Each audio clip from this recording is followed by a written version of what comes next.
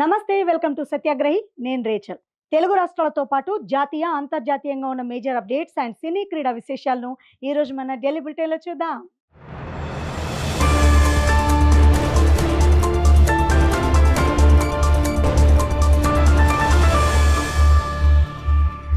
Party మారిన ఎమ్మెల్యేల వ్యవహారం రాష్ట్ర రాజకీయాల్లో మరోసారి హాట్ టాపిక్ గా మారింది. ఈ అంశంపై బీఆర్ఎస్ న్యాయ పోరాటానికి సిద్ధమవుతోంది. ఎమ్మెల్యేలు దానం నాగేందర్, కడియం శ్రీహరి పార్టీ మారినట్లుగా ఆధారాలు లేవని, దీంతో ఫిర్యాదును కొట్టివేస్తున్నట్లు స్పీకర్ ప్రకటించారు. అంతకుముందు 8 మంది ఎమ్మెల్యేలకు సైతం స్పీకర్ క్లీన్ చిట్ ఇచ్చిన విషయం తెలిసిందే. ఈ నేపథ్యంలో స్పీకర్ తీర్పుపై బీఆర్ఎస్ హైకోర్టుకు వెళ్లేందుకు సిద్ధమవుతోంది. స్పీకర్ నిర్ణయాన్ని తప్పుపడుతూ హైకోర్టుకు వెళ్లి బలమైన వాదనలు వినిపించేందుకు బీఆర్ఎస్ నాయకులు సిద్ధమవుతున్నారు. రాష్ట్రానికి డీజీపీని నియమించే ప్రక్రియ తుది దశకు చేరింది. ప్రస్తుత సమీకరణాల ప్రకారం సివి ఆనంద్ పేరు దాదాపు ఖరారైనట్లే కనిపిస్తోంది. ఎంపికైన ముగ్గురిలో ఆనంద్ అందరికంటే సీనియర్.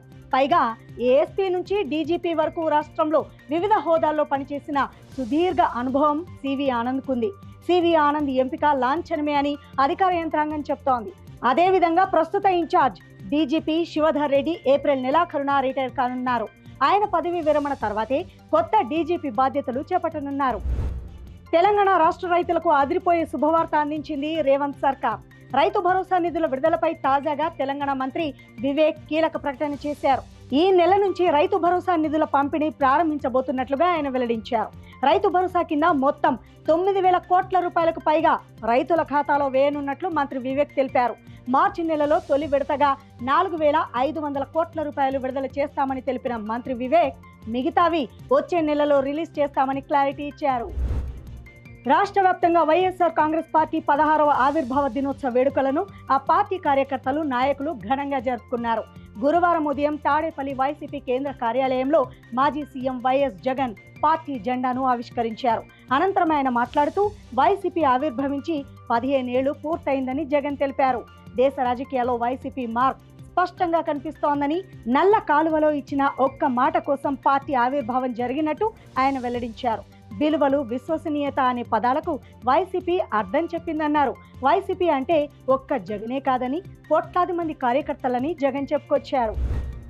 ముఖ్యమంత్రి చంద్రబాబు మంత్రుల పనితీరుపై కీలక సమీక్ష నిర్వహించారు.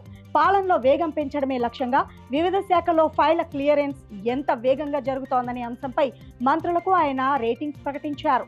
ఏ మంత్రి ఫైళ్లను పరిష్కరించడానికి ఎంత సమయం తీసుకుంటున్నారో సీఎం గణాంకాలతో సహా వివరించడం ఇప్పుడు రాజకీయ వర్గాల్లో ఆసక్తికరంగా మారింది. ముఖ్యమంత్రి వెల్లడించిన వివరాల ప్రకారం ఫైళ్ల క్లియరెన్స్ విషయంలో వ్యవసాయ శాఖ మంత్రి కింజరాపు అచ్చెన్నాయుడు మొదటి స్థానంలో నిలిచారు. ఫైళ్ల క్లియరెన్స్ విషయంలో హోంమంత్రి వంగలపూడి అనిత చివరి స్థానంలో నిలిచారు. పశ్చిమాసియాలో ఇరాన్, ఇజ్రాయెల్, అమెరికా మధ్య నెలకొన్న ఉద్రిక్తతలు ఇప్పుడు భారతీయ సామాన్యుడిని ఆందోళనకు గురి చేస్తున్నాయి. యుద్ధం కారణంగా దేశంలో చమురు నిల్వలు తగ్గాయన్న ప్రచారంతో దేశంలోని ప్రధాన నగరాల్లో పెట్రోల్ బంకులు జనంతో కిక్కిరిసిపోతున్నాయి. ముఖ్యంగా తమిళనాడు రాజధాని చెన్నైలో అనూహ్య పరిస్థితులు కనిపించాయి. పెట్రోల్, డీజిల్ కొరత ఏర్పడనుందన్న వార్తలు సోషల్ మీడియాలో ప్రచారం జరగడంతో వాహనదారులు ఒక్కసారిగా బంకుల వద్దకు క్యూ కట్టారు. మరోవైపు ఇంధన సరఫరాపై ప్రభుత్వం నుంచి ఇంకా ఎటువంటి అధికారిక ఆంక్షలు వెలువడలేదు. వదంతులను నమ్మి ఆందోళన చెందొద్దని నిపుణులు సూచిస్తున్నారు. పశ్చిమాసియాలో ఉద్రిక్తతల కారణంగా భారత ఆర్థిక వ్యవస్థకు కోలుకోలేని దెబ్బ తగిలింది. అంతర్జాతీయ మార్కెట్లో భారత రూపాయి విలువ మునుపెన్నడూ లేని విధంగా అత్యంత కనిష్ట స్థాయికి పడిపోయింది. అమెరికన్ డాలర్తో పోలిస్తే రూపాయి విలువ ఏకంగా 92.35 రూపాయల వరకు చేరుకొని దాదాపు రికార్డు స్థాయి పతనాన్ని నమోదు చేసింది.